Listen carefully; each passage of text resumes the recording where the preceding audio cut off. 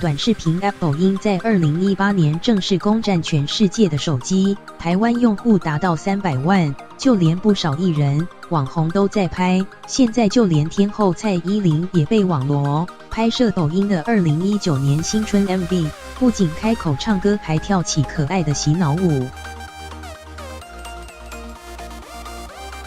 简单动作加上易学手势，天后蔡依林带领大陆短视频网红们一起跳舞，为抖音 App 拍摄新春 MV， 里面更改编多首脍炙人口的夯曲。蔡依林学猫叫，我们一起学猫叫，一起喵喵喵喵喵，密好友再撒个娇，哎呦喵喵喵喵喵。Jolin 跟着大家一起学猫叫，还有许多洗脑歌曲。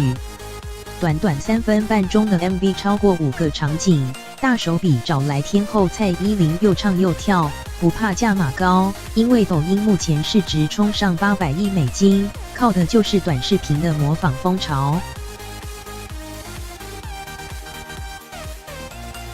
截至2018年7月，每月活跃用户数字达5亿，大陆的每月活跃用户数字则为4亿，台湾用户也有300万，美国则约有0.8亿用户。抖音受到年轻人的欢迎，